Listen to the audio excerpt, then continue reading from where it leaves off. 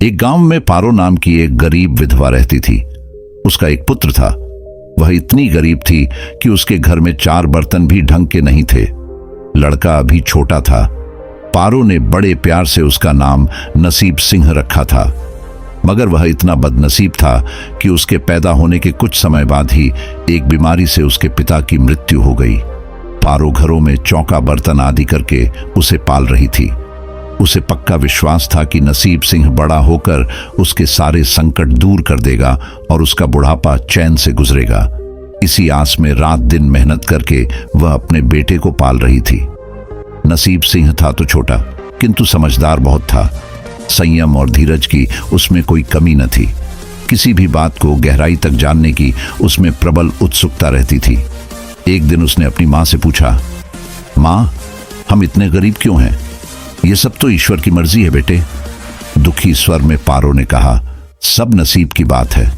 मगर नसीब सिंह यह उत्तर पाकर संतुष्ट नहीं हुआ। वह बोला, ईश्वर की ऐसी मर्जी क्यों है बेटा? यह तो ईश्वर ही जाने।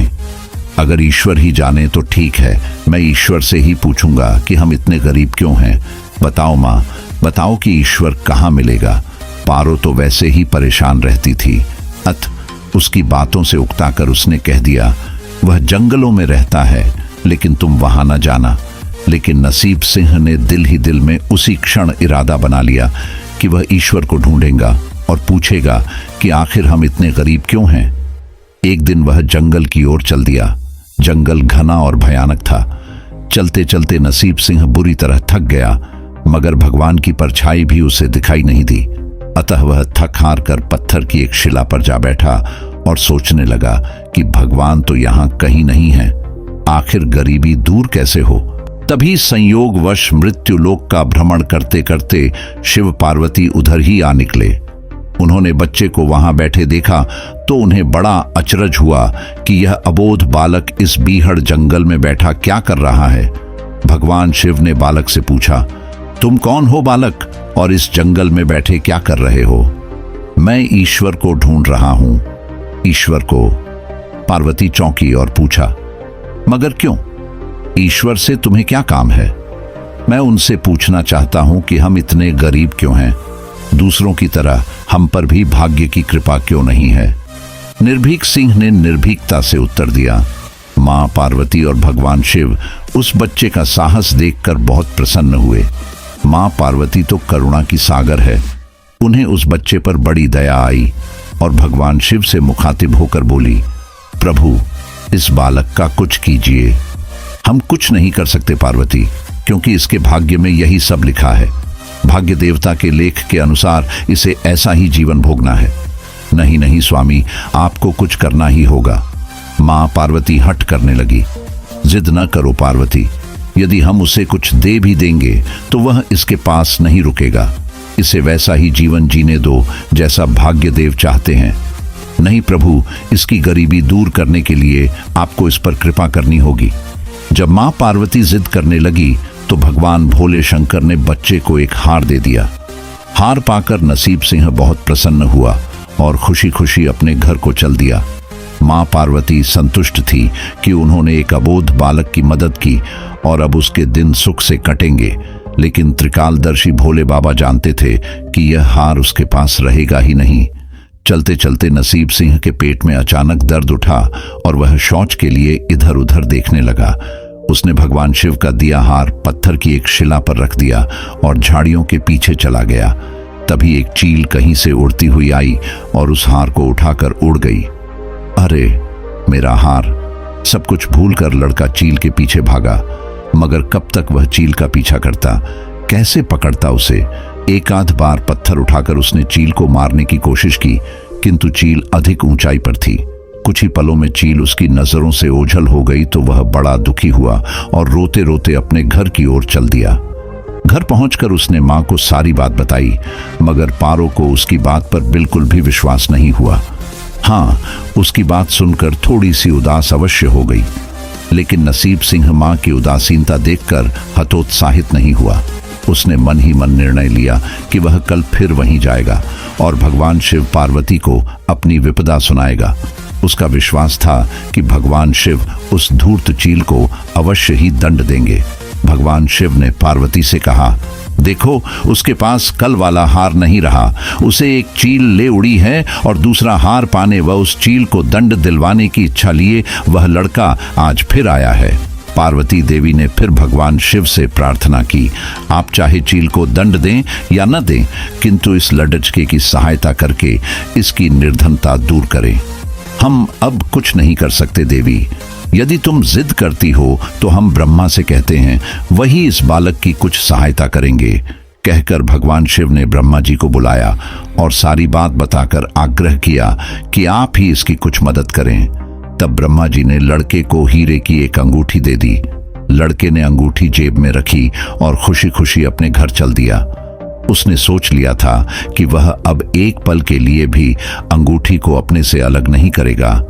चलते चलते अचानक उसे प्यास लगी। वह सरोवर के किनारे पहुंचा और जैसे ही वह चुल्लू भरकर पानी पीने के लिए झुका, वैसे ही उसकी जेब से अंगूठी निकलकर पानी में जा गिरी और इससे पहले कि वह उठाता, एक मछली उसे निगल गई। नसीब सिंह फिर रोते रोते घर आया और मां को सारी बात बताई। बेटा, जब तक भाग्य में नहीं है तब तक कोई भी चीज नहीं रुकेगी।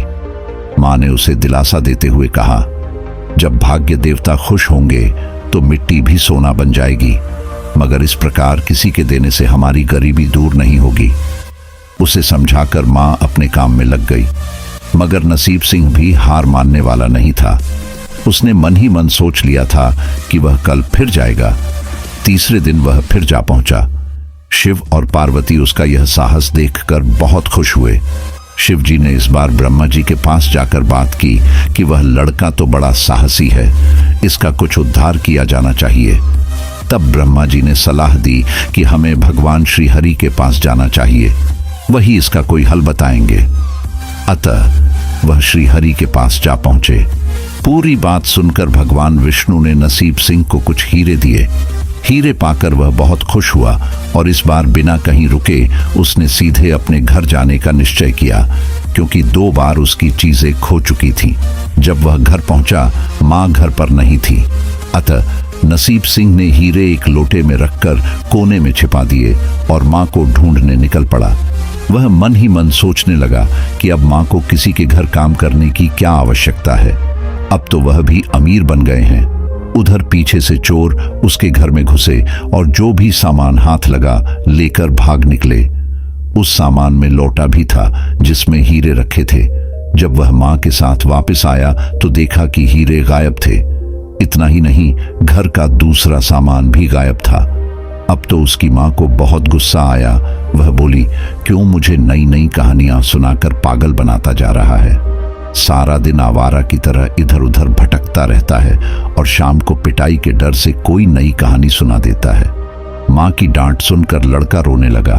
वह तो केवल वही जानता था कि जो कुछ भी उसने बताया था वह सत्य था।